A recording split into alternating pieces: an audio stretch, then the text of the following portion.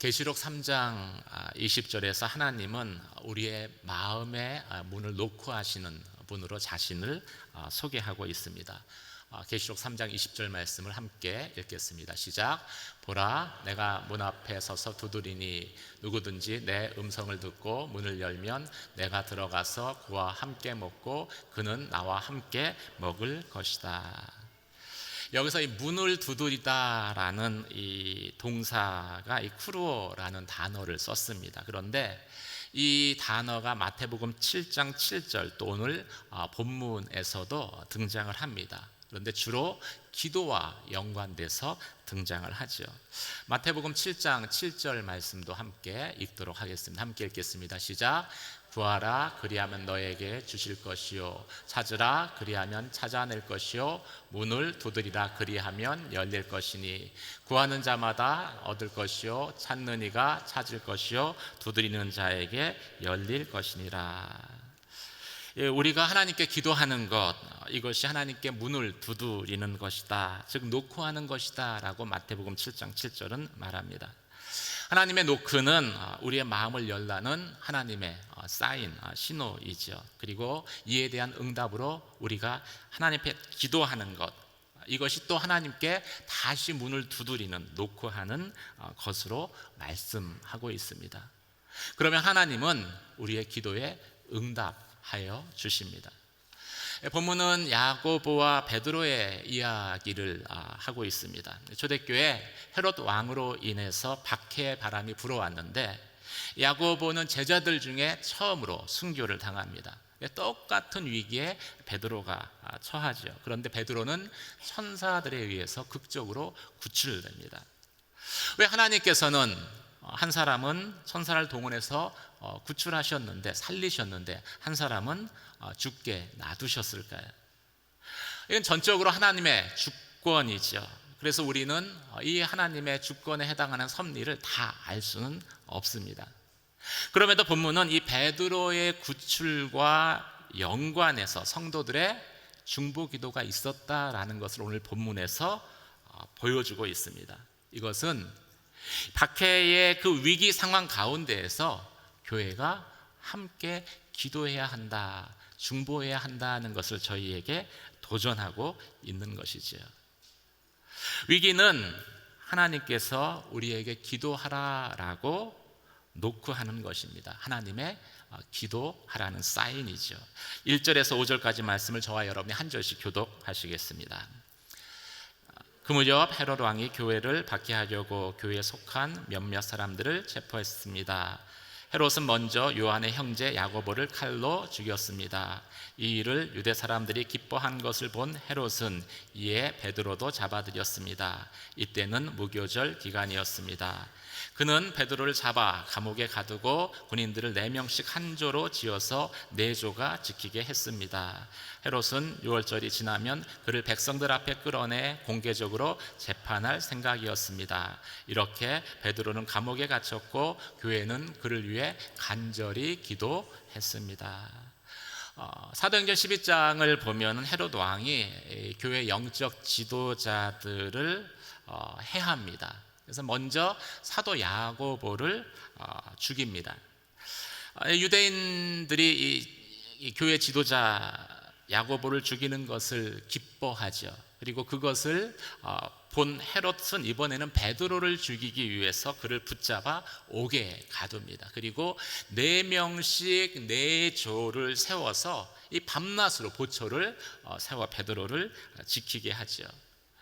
이는 무교절 절기가 끝나면 이 베드로를 즉시 재판에 넘겨서 죽게 함으로써 유대인들에 대한 자신의 인기를 더 높이고 그것을 통해서 자신의 통치권을 강화하려는 고도의 정치적인 계산이었습니다. 이 4명의 그 경비원들이 베드로를 좌우에서 지키고 있습니다. 그리고 철문이 이렇게 꽉 막혀 있죠. 이 상황에서 교회가 무엇을 할 수 있었겠습니까? 아무것도 없었습니다. 위기는 분명하지만 교회가 할 수 있는 것은 진짜 기도하는 것 외에는 없었습니다. 우리의 삶에도 이처럼 기도하는 것 외에는 내가 할 수 있는 것이 아무것도 없다. 기도하는 것 외에는 남겨진 것이 아무것도 없다라고 여겨지는 위기의 순간들이 종종 찾아옵니다. 치료되지 않는 질병 때문에, 암이 재발한다든지, 또 돈 문제로 회사가 부도 앞에 있다든지, 자녀 문제로 내가 할 수 없는 것이 아무것도 없다고 느껴지는 이 상황을 우리는 어떻게 받아들여야 할까요? 이때 우리가 기도한다면 이 기도야말로 진짜 이 간절한 진짜 기도라고 말할 수 있을 것입니다. 그래서 이런 위기는 우리가 이제 기도해야 한다라고 하나님이 우리에게 우리의 마음의 문을 두드리는 하나님의 사인인 것입니다. 본문에서 성도들은 베드로가 풀려나기를 모여서 간절히 기도했습니다. 그리고 그 기도에 대한 응답으로 베드로는 기적적으로 구출됩니다. 근데 이 결과를 놓고서 우리가 기도해서 하나님 베드로를 구출하신 것이다라고 종종 이야기하는 분들이 있습니다. 내가 기도했기 때문에 이 일이 이루어진 것입니다. 이것은 기도 응답에 대해서 잘못 알고 있는 것입니다. 스데반도 기도했습니다. 이 위기 앞에서 기도했어요. 그런데 하나님은 스데반을 구하는 것으로 응답하지는 않으셨습니다. 대신 하나님의 응답은 스데반의 경우에는 하늘 보좌의 환상을 보여주는 것이었어요. 그래서 스데반이 죽음 앞에서 아주 의연하게 두려워하지 않고 순교할 수 있도록 용기를 주는 것이 하나님의 응답이었습니다. 이처럼 우리가 기도하지만 하나님이 어떻게 응답하시느냐는 것은 전적으로 하나님의 주권에 속한 것입니다. 우리가 그것을 먼저 고백을 해야 되는 것이죠. 인정을 해야 합니다. 베드로의 경우는 하나님이 베드로를 살려야 되겠다라는 그런 그 이유를 가지고 있으셨던 것입니다. 어쩌면 야고보의 죽음 이후로 베드로마저 죽게 된다면 이제 막 태동하기 시작한 초대교회가 지도자를 잃어버리고 뿌리부터 흔들릴 수 있다라고 하나님이 생각하셨을 수도 있을 것입니다. 우리는 분명한 이유는 알 수 없어요. 하나님의 주권이기 때문에. 하지만 분명한 것은 하나님께서 베드로를 구출하시고자 하는 뜻을 먼저 갖고 계셨다라는 것입니다. 그래서 하나님이 먼저 이 성도들의 마음의 문에 노크를 하신 거예요. 두드리신 거예요. 그래서 성도들 안에 이번에는 우리가 베드로를 위해서 기도해야 되겠다라는 그런 결심을 하게 된 것이죠. 그리고 기도를 시작한 것입니다. 성도들이 하나님의 그 노크 소리에 순종해서 기도했을 때 하나님은 그 기도를 들으셨습니다. 그리고 그 기도에 대한 응답으로 천사를 보내셔서 베드로를 구출하셨습니다. 성도들의 기도 이전에 하나님의 뜻이 초대교회 성도들 가운데 먼저 알려지는 과정이 있었다는 것을 저희는 기억해야 하죠. 이 사실을 저희가 기억하지 않으면 기도가 나로부터 시작된다라고 흔히 오해할 수 있습니다. 그런데 기도는 하나님으로부터 기원하는 것입니다. 그래서 우리가 기도할 때 너희는 먼저 그의 나라와 그의 의를 구하라 라고 하나님께서 말씀하신 것은 그 하나님의 뜻이 먼저 내 안에 전해졌을 때, 그리고 그 하나님의 뜻을 가지고 우리가 기도할 때 그 기도야말로 이 땅 가운데 하나님의 그 뜻하는 것들이 성취되어지는 가장 강력한 통로가 되어지는 것이죠. 그럼 또 이렇게 말씀하시는 성도도 있습니다. 하나님의 뜻이면 내가 굳이 기도하지 않아도 베드로는 구출될 거 아닙니까? 하나님 전능하신데 굳이 내가 이렇게 힘들게 기도할 필요가 있습니까? 이렇게 말씀하시는 분도 있습니다. 어찌 보면 되게 믿음이 큰 것 같죠. 근데 사실은 믿음이 없는 것입니다. 하나님을 잘 알지 못하는 것입니다. 또 기도에 대해서도 오해하고 있는 것입니다. 하나님은 어떤 분이십니까? 우리와 함께 일하기를 원하시는 분이십니다. 우리와 함께 동역하시는 분이십니다. 그래서 우리에게 먼저 당신의 뜻을 알려주신 거예요. 우리의 마음에 문을 두드리시는 것입니다. 그렇게 해서 우리에게 당신의 뜻을 알려주신 다음에는요, 하나님이 기다리십니다. 언제까지 기다리실까요? 우리가 기도할 때까지 기다리십니다. 그리고 우리가 기도했을 때, 그 기도가 연락됐을 때, 그때부터 하나님이 일하시기 시작하시는 것입니다. 하나님은 우리와 함께 동역하시는 분이기 때문에 그렇죠. 사랑하는 성도 여러분, 여러분의 삶에 기도밖에 할 수 있는 것이 없다라고 여겨지는 그런 위기가 있습니까? 여러분 주위에 진짜 기도 외에는 지금 할 수 있는 게 남은 것이 아무것도 없습니다 라고 생각되는 그 위기 상황 가운데 있는 그런 형제, 자매, 가족들이 있습니까? 그것은 하나님이 여러분에게 노크하는 신호입니다. 기도하라는 신호입니다. 그 하나님의 노크 소리에 기도로 응답하는 저와 여러분이 되시길 주님의 이름으로 축원합니다. 기도 가운데 내 뜻보다 먼저 하나님의 뜻을 구하십시오. 그리고 나의 기도를 통해서 하나님의 뜻이 이 땅 가운데 반드시 이루어질 것들을 확신하십시오. 그러면 하나님이 일하시기 시작하는 것을 볼 수 있습니다. 나의 기도를 통해서, 또 우리의 기도를 통해서, 교회의 기도를 통해서 하나님이 일하시는 것을 목도하는, 경험하는 저와 여러분이 되시길 주님의 이름으로 축원합니다. 두 번째, 우리가 문을 두드리면, 기도하면 하나님은 응답하신다라는 것이죠. 6절에서 11절까지 말씀을 함께 읽도록 하겠습니다. 한 절씩 저와 여러분이 교독하겠습니다. 6절 제가 읽겠습니다. 헤롯이 베드로를 재판장으로 끌어내려고 하던 전날 밤, 베드로는 두 개의 쇠사슬에 묶인 채 두 명의 군인들 사이에서 잠들어 있었고 경비병들이 감옥 문을 지키고 서 있었습니다.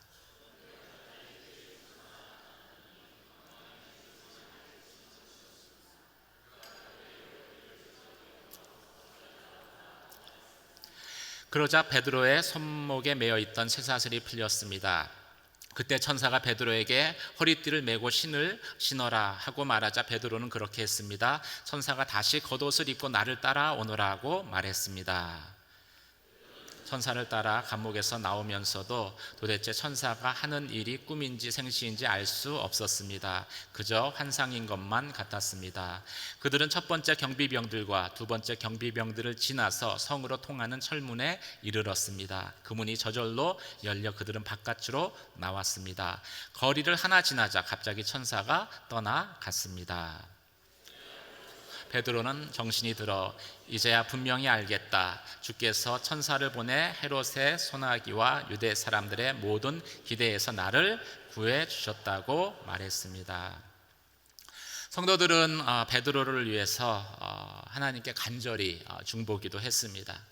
닫힌 감옥문을 열어달라고 하나님께 문을 두드린 것이죠. 그리고 하나님은 이 문을 두드리는 소리에 응답하여 주셨습니다. 베드로에게는 그 응답이 어떻게 나타났겠습니까? 베드로에게 임한 응답은 이 형이 집행되는 전날인데도 베드로가 잠을 잘 잤다라는 것입니다. 여러분, 잠자는 게 은혜입니다. 잠 못 주무셔 보신 적 있으세요? 진짜 힘듭니다. 잠을 잘 수 있다는 건 마음이 평안하다는 거예요. 만약 베드로가 자신이 반드시 살아나가야 되겠다라고 거기에 집착을 했더라면 이 상황은 베드로가 평안히 잠잘 수 없는 상황일 것입니다. 잠들지 못했을 거예요. 근데 성도들이 이제 다락방에 마가의 집에 모여서 기도하고 있죠. 또 베드로도 기도했습니다. 그 기도 가운데 베드로에게 하나님의 평안이 임했을 것이고, 살든지 죽든지 하나님의 인도에 자신을 내어 맡기는 100%의 전적인 신뢰를 베드로가 하게 됩니다. 하나님을 신뢰하게 되죠. 그 결과 평안히 잠을 잘 수 있었던 것입니다. 이것은 하나님의 응답이죠. 빌립보서 4장 6절과 7절 말씀을 함께 읽도록 하겠습니다. 6절 7절입니다. 시작. 아무것도 염려하지 말고 오직 모든 일에 기도와 간구로 여러분이 구할 것을 하나님께 감사함으로 아뢰십시오. 그리하면 모든 생각을 뛰어넘는 하나님의 평강이 그리스도 예수 안에서 여러분의 마음과 생각을 지켜 주실 것입니다. 우리가 기도할 때 일어나는 첫 번째 기도 응답은요, 내가 변하는 것입니다. 내가 변하는 것. 내가 원하는데도 하나님이 응답하지 않을 수도 있습니다. 그렇다고 기도 응답이 없는 것은 아니에요. 가장 먼저 기도하는 내가 그 기도로 인해서 변화될 것이기 때문입니다. 베드로가 이런 위기 상황에서 100% 하나님을 신뢰했습니다. 그리고 하나님께 모든 것을 맡겼습니다. 내가 사나 죽으나 그것은 중요하지 않습니다. 하나님의 뜻이 이루어질 것입니다. 그런 그 고백 가운데 하나님의 평안함이 베드로에게 임했고, 그래서 베드로는 그 기도의 응답으로 잠을 잘 수 있었던 것이죠. 손에 쇠사슬이 채워져 있어요. 양쪽에 가드들이 지키고 있습니다. 그래도 잠을 자는 거예요. 이렇게 베드로가 하나님을 100% 신뢰하고 하나님께 맡겼을 때, 또 그 하나님은 가장 적합한 타이밍을 통해서 환경 가운데 또 역사하시며 응답하시죠. 두 번째 응답입니다. 여러분, 이 응답하는 타이밍이 그 전날 밤이라는 그 사실이 놀랍지 않습니까? 베드로가 이 헤롯 왕의 재판정에 서는 바로 그 전날 밤에 하나님이 응답하셔서 이 잠자고 있는 베드로를 막 흔들어 깨우는 거예요. 여기 흔들어 깨우다라는 그 의미로 사용된 동사가 또 다른 뜻을 가지고 있는데, 시끄럽게 노크하다는 뜻입니다. 막 시끄럽게 문 두드리면 깨잖아요. 노크하다는 뜻을 가지고 있습니다. 이 노크는 하나님의 응답이었던 것이죠. 천사가 잠든 베드로를 거세게 깨우는 것, 이것은 성도들의 기도에 대한 하나님의 기도 응답이었습니다. 그리고 하나님이 응답하실 때 베드로의 손에 채워져 있었던 쇠사슬이 끊어졌습니다.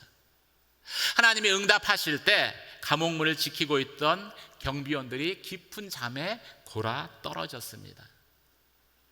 하나님이 응답하실 때 베드로가 나오는데 이 잠겨있던 그 철문이, 감옥문이 저절로 열리게 되었습니다.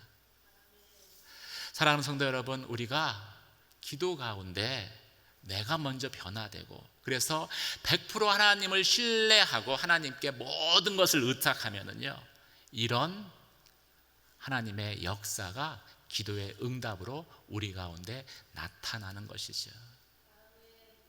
여러분의 손과 발목을 묶고 있는, 여러분의 그 마음을 묶고 있는 결박들이 끊어질 것이고, 우리를 우는 사자처럼 삼키려던 대적들이 깊은 잠에 골아 떨어져서 더 이상 아무런 힘도 발휘하지 못할 것이고, 또 나를 가뒀던 감옥문이 열리는 역사가 일어날 것입니다. 사랑하는 성도 여러분, 우리의 기도 가운데에도 그런 하나님의 역사가 나타나기를 주님의 이름으로 축원합니다. 하나님이 환경적으로 응답하시기로 결정하시면은요, 이 쇠사슬, 나를 묶고 있는 쇠사슬이 얼마나 두꺼운 쇠사슬인가, 또 경비병들이 2명이 아니라 4명이 아니라 10명이, 몇 명의 경비원들이 날 지키고 있는가, 그리고 나를 가뒀던 그 감옥문이 이게 이중인지 삼중인지 이런 것들은 전혀 문제되지 않아요. 이게 문제가 되는 것은 우리에게 문제가 되는 것이지 전능하신 하나님에게는 이것은 전혀 문제되지 않는 것입니다. 하나님이 문을 열면 그 문을 닫을 자가 없기 때문인지요. 사랑하는 성도 여러분, 우리가 기도할 때 이런 하나님의 역사가 나타나길 주의 이름으로 축원합니다. 그러려면 먼저 기도 가운데 내가 변해야 돼요. 내가 반드시 살아야 되겠습니다 라는 것보다는 하나님께 100% 의탁합니다. 주의 뜻대로 행하십시오. 예수님이 겟세마네에서 기도한 다음에 드렸던 그 고백처럼 우리가 변화되어야 합니다. 그리고 우리가 변하면은요, 이제 환경이 변해요. 나를 둘러싸고 있는 흉악의 결박이 끊어지고 쇠사슬이 끊어지고 감옥문이 열리는 그런 놀라운 역사가 나타납니다. 그런 하나님의 은혜를 기도 가운데 경험하는 저와 여러분 되시길 주님의 이름으로 축원합니다. 오늘 본문은 마지막으로 저희에게 이렇게 말씀합니다. 기도 후에는 의심하지 마십시오. 한번 옆에 분에게 기도 후에는 의심하지 맙시다. 12절부터 17절까지 함께 읽도록 하겠습니다. 시작. 이 사실을 깨달은 후 그는 마가라고도 하는 요한의 어머니 마리아의 집으로 갔습니다. 많은 사람들이 그곳에 모여 기도하고 있었습니다. 베드로가 대문을 두드리자 로데라는 어린 여종이 문을 열어주러 나왔습니다. 여종은 베드로의 목소리인 줄 알아차리고 너무 기뻐서 문 여는 것도 잊은 채 달려가 베드로가 문 밖에 와 있다고 소리쳤습니다. 그러자 사람들이 여종에게 내가 미쳤구나 라고 말했습니다. 그러나 여종이 계속 사실이라고 우겨대자 그들은 베드로의 천사겠지라고 말했습니다. 그때 베드로가 계속 문을 두드렸습니다. 그들이 문을 열고 베드로를 보더니 깜짝 놀랐습니다. 베드로는 조용히 하라고 손짓하고 주께서 자신을 감옥 밖으로 끌어내신 경위를 설명했습니다. 이 사실을 야고보와 그 형제들에게 알려주십시오라고 말하고는 베드로는 다른 곳으로 갔습니다. 감옥에서 풀려나온 베드로가 가장 먼저 찾아간 곳은 마가 요한의 어머니 마리아의 집이었습니다. 이곳은 성도들이 베드로를 위해서 기도하고 있는 곳이었고 초대교회의 본부와 같은 곳이었습니다. 베드로가 이 마리아의 집 대문을 두드립니다. 여기서도 이제 노크가 나오죠. 노크하는 게 나옵니다. 이 노크는 하나님의 기도의 응답입니다. 그러자 이 문을 열어주려 로데라는 소녀가 나오는데 로데가 베드로의 목소리를 알아본 거예요. 아, 베드로가 옥에서 풀려났구나라는 것을 깨닫게 되고 그 즉시로 문을 열어주러 왔다가 문은 안 열어주고 기도하는 사람들에게 달려가서 이렇게 말합니다. 베드로가 지금 문 밖에 있습니다. 그런데 이상한 일이 벌어져요. 베드로를 위해서, 베드로가 풀려나기를 위해서 기도하고 있었던 사람들이 거기에 다 있는 사람들인데 베드로가 왔다는 말을 안 믿는 거예요. 심지어 로데가 계속해서 베드로라고 우기니까 미쳤다라고 이야기를 합니다. 또 어떤 사람은 이 베드로의 수호천사를 본 것이다 라고 이제 자신이 이해할 수 있는 범위 안에서 하나님의 역사를 부인하는 거예요. 얼마나 이 상황이 우습습니까? 베드로가 옥에서 풀려나기를 기도했는데 풀려났는데 정작 본인들은 믿지 않아요. 하나님 받으시는 예배는 영적 예배는 예배당 문을 나서면서부터 시작된다는 말이 있습니다. 마찬가지로 기도는 예수님의 이름으로 기도드렸습니다 아멘 한 이후부터 시작됩니다. 왜 그럴까요? 아멘 소리가 끝남과 동시에 우리는 하나님께 맡겼던 것들을 다시 다 주워 모아요. 걱정, 염려, 근심 다 주워 모으고 그걸 다시 포장해가지고서 가지고 나가기 때문입니다. 기도하지만 그대로 이루어질 것들을 의심하기 때문이죠.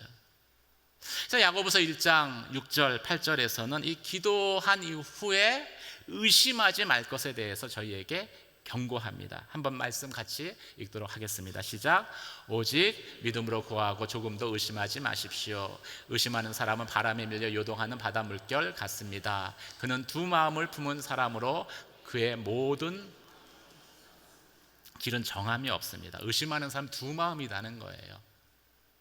믿음도 아니고 불신도 아니고 믿음과 불신 왔다 갔다 한다는 것이죠. 그래서 이 기도의 적은 불신이 아니라 사실은 의심입니다. 믿음의 적이 불신이고요, 기도의 적은 의심입니다. 불신하는 사람은 기도를 하지도 않아요. 여러분, 왜 이 성경에서 이 기도하는 많은 사람들이 이제 그 집에 모여 있었는데 이 작은 여자 종인 로데만 기록했을까요? 이름을 기록했을까요? 어쩌면 로데다는 이 여자 계집종만 의심하지 않고 기도했기 때문일 수도 있습니다. 아레이 토레이 목사님은 사도행전에서 로데 이름이 기록된 것은 많은 사람들이 기도했지만 기도에 대한 분명한 믿음을 가진 사람은 로데 한 사람뿐이었다고까지도 이 구절을 해석을 했습니다. 로데가 의심하지 않은 것은 어떻게 알 수 있습니까? 소리만 듣고 베드로인 줄 확신하고 문을 열어서 보지도 않고 뒤돌아서서 베드로가 왔다고 기뻐하면서 전한 걸 통해서 알 수 있었습니다. 로데는 진짜 베드로가 풀려날 걸 믿었던 것이죠. 나머지는 모릅니다. 기도할 때는요, 그래서 어린아이 같아야 돼요. 제가 이제 공동체 코로나 전인데 1년에 한 번씩 체육대회를 해요. 날짜를 정하는데 이제 날짜 공지하고 그다음에 체육대회 할 운동장 다 이제 계약하고 그다음에 프로그램 다 짜는데 갑자기 일기예보에 비가 온다는 거예요. 이제 공동체 리더십들과 함께 기도합시다. 그래서 이렇게 열심히 기도했어요. 그리고 이제 모였어요. 비가 안 왔더라고요. 체육대를 열심히 했어요. 그리고 돌아가는데 제 눈에 분명히 봤습니다. 성도들이 다 우산 하나씩 들고 돌아가시는 거예요. 저도 우산을 챙겼어요. 그런데 우리 모습입니다. 우리 모습. 기도하지만 의심하는 우리 모습이죠. 우리의 연약함이죠. 왜 우리는 그런데 이런 연약함을 떨쳐내지 못할까요? 기도했지만 한두 번씩은 다 실패한 경험이 우리 안에 있어서 그래요. 이 배경에서는 이제 이 교회 리더인 야고보가 죽었잖아요. 순교당했잖아요. 저는 뭐 함께 모여서 기도했는지는 성경에 나와 있지 않지만 분명히 교회에서 기도했을 거라고 생각합니다. 그런데 야고보가 죽었잖아요. 이게 실패의 경험으로 자리할 수 있는 것이죠. 이런 것들이 우리가 기도할 때마다 우리 안에 끊임없이 의심케 만드는 거예요. 여러분, 그럼 우리는 어떻게 해야 되죠? 뭐 한두 번씩 실패한 경험이 없는 사람이 없잖아요. 그럼 뭐 의심의 마음이 들 때 어떻게 해야 될까요? 의심이 일어나면은요, 쉽게 포기하게 됩니다. 어떻게 해야 될까요? 의심이 일어나도요, 끝까지 기도하면 됩니다. 오늘 본문에 보면은 로데는 믿음이 있었어요. 그렇죠? 근데 나머지 사람들은 사실은 기도했지만 안 믿었어요. 잘 안 믿었어요. 그래도 베드로가 그들 앞에 나타나잖아요. 그런데 그들이 그때까지 기도하고 있었다라고 성경은 말씀하고 있습니다. 우리가 의심이 일어날 수 있어요. 그렇지만 그것 때문에 기도를 관두는 것이 아니라 그래도 끝까지 하나님 앞에 기도하면은요, 하나님이 그걸 우리의 믿음으로 보시는 거예요. 우리의 믿음으로 여겨주시는 거예요. 그래서 결국은 그 기도하는 사람들이 베드로의 노크 소리를 듣습니다. 다 들어요.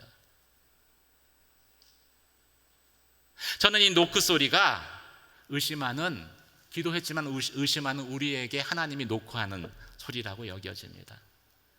노크 소리를 들었기 때문에 문을 열었기 때문에 베드로가 기도한 대로 응답돼서 구출된 것을 확인할 수 있었습니다. 사랑하는 성도 여러분, 여러분의 기도 가운데 마음이 의심이 찾아올 때 하나님의 노크 소리를 듣는 저와 여러분이 되시길 주의 이름으로 축원합니다. 오늘 본문은 이 기도에 대한 하나님의 응답에 대해서 그 마지막을 이렇게 기록합니다. 23절 24절 말씀인데 제가 읽겠습니다. 헤롯이 하나님께 영광을 돌리지 않았기 때문에 주의 천사가 즉시 헤롯을 내리쳐서 그는 벌레에 먹혀 죽고 말았습니다. 그러나 하나님의 말씀은 점점 널리 퍼져서 믿는 사람이 더욱 늘어나게 됐습니다. 이 핍박하던 헤롯이 죽은 것을 기도의 응답이라고 저희가 말할 수 있을 것입니다. 하지만 기도의 궁극적인 응답은 박해자의 죽음이 아니에요. 박해 속에서도 하나님의 복음이 퍼져서 믿는 사람들이 많아지는 것이 기도의 궁극적인 응답이었습니다. 왜 그렇습니까? 하나님이 기도 가운데 응답하시는 목적은 우리를 변화시키는 데 있기 때문입니다. 헤롯 왕이 죽었지만 그 다음 왕이 일어나서 또 핍박했을 것입니다. 그런데 그 가운데 사람들이 변화가 됐어요. 응답하시는 하나님으로의 변화가 됐어요. 그래서 더 이상 이 핍박을 두려워하지 않습니다. 예수 전하는 것을 두려워하지 않습니다. 담대하게 복음을 전합니다. 박해 속에서도 믿는 사람들이 많아지고 복음이 점점 퍼지게 됩니다. 이것이 궁극적인 기도의 응답이죠. 사랑하는 성도 여러분, 이런 기도의 응답이 나타나는 양지온 우리 교회가 되기를 주님의 이름으로 축원합니다. 함께 오늘 말씀을 생각하며 기도하도록 하겠습니다. 여러분 삶에 기도 외에는 할 수 있는 게 없다라고 여겨지는 그런 삶의 위기가 있습니까? 위기 가운데 있는 사람이 있습니까? 기도하라는 하나님의 사인입니다. 하나님, 저희 가운데 기도의 영을 부어주셔서 공동체가 함께 기도하게 하여 주시옵소서. 기도할 때 그 기도를 통해서 쇠사슬이 풀어지고 감옥문이 열리는 하나님의 역사가 나타나게 하여 주시옵소서. 교회의 복음이 흥황케 되는 것을 막는 모든 사단의 괴계가 끊어지는 역사가 나타나게 하여 주시옵소서. 기도의 응답을 통해서 내가 먼저 변화되게 하여 주셔서 하나님, 핍박 가운데에도 담대히 복음을 전하는 하나님의 사람으로 세워지게 하여 주시옵소서. 특별히 육체 질병 가운데 있는 환우들을 위해서 저희가 중보하며 또 함께 기도하도록 하겠습니다. 다 같이 손을 들고 주여 한번 외치며 기도하며 나아가도록 하겠습니다.